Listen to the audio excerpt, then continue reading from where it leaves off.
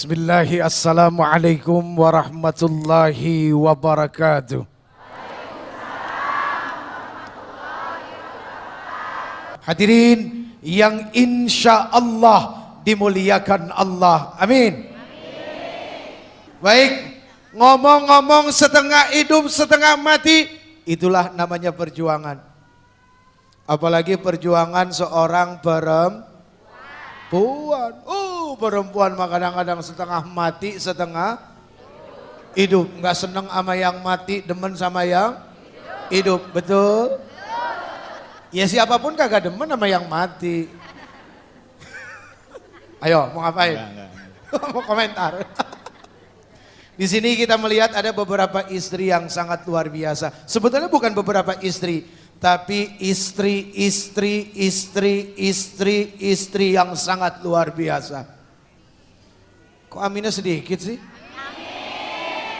Ini gak kepengen dibilang luar biasa ini? Ya udahlah, ini istri yang biasa-biasa aja. Lihat, selalu ada peran seorang istri di balik kesuksesan seorang suami. Betul nggak? Kalau ada yang bilang betul, berarti narsis.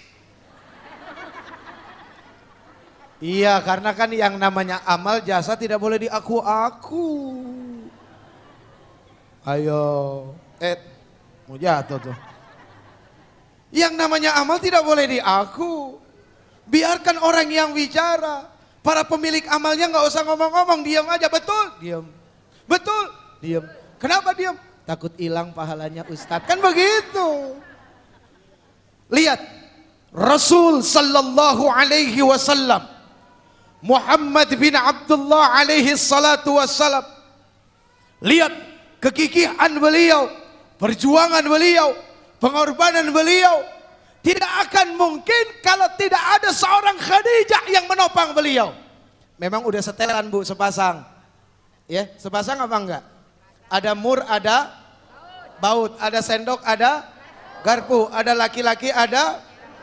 Lihat, segala sesuatu berpasang-pasangan. Artinya ketika ada Rasul, maka ada istrinya. Yang jadi pertanyaan, Rasul yang berusia muda dinikahkan oleh Allah Subhanahu wa taala dengan Khadijah yang usianya 2 kali lipat daripada Rasul. Ada apa? Ini berkenaan dengan kekuatan mentalitas spiritual dan kasih sayang dari seorang perempuan. Baik, ini luar biasa. Betapa istri adalah garda terdepan dan juga benteng bagi suami. Disinilah pentingnya peran seorang istri untuk menjadi tukang sortir buat suami. Tahu tukang sortir gak Bu? Tukang sortir apa tukang sordel? Perlu juga jadi tukang sordel. Untuk menambal sesuatu yang bolong, yang sekiranya masih diperbaiki, sordel. Bu, memang di sordel itu panas. Tapi di balik panas dari sordel itu mendatangkan manfaat besar.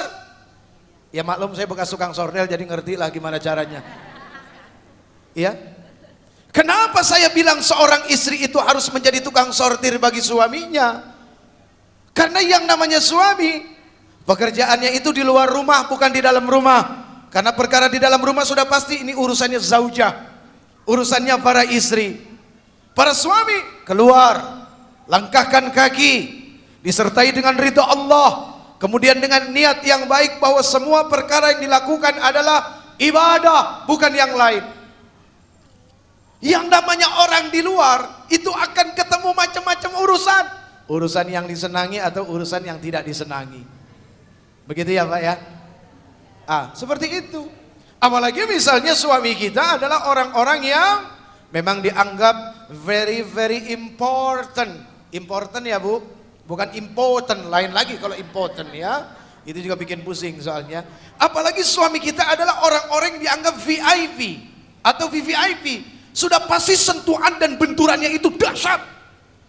Sentuhan dan benturannya itu gak main-main. Ada seseorang yang diasingkan karena kebenarannya, dan ada juga orang yang memang harus diasingkan karena kejahatannya.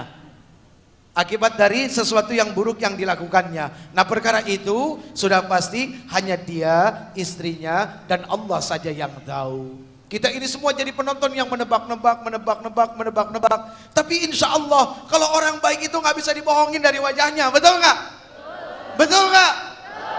Yang munafik, yang tukang tipu, yang pembohong itu kelihatan. Ya Bu? Oh, beda kalau yang baik juga auranya lain dari cara bicaranya dan segala macamnya. Nah inilah kenapa pentingnya istri jadi tukang sortir. Nah istri saya termasuk tukang sortir saya. Biasanya saya kalau pulang ceramah kan suka bawa berkat tuh Bu. Oh, tahu ah?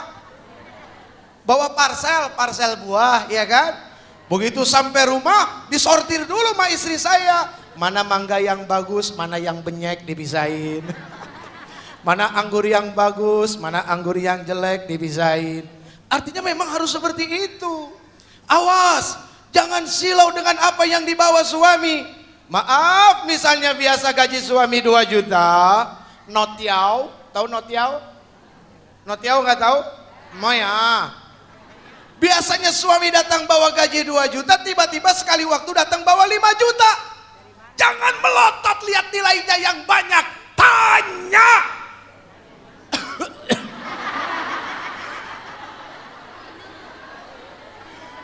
Ya udah sampai di situ saja. Di balik kesuksesan seorang suami, satu ada ibunya. Jelas? Baru estafet kepada istrinya.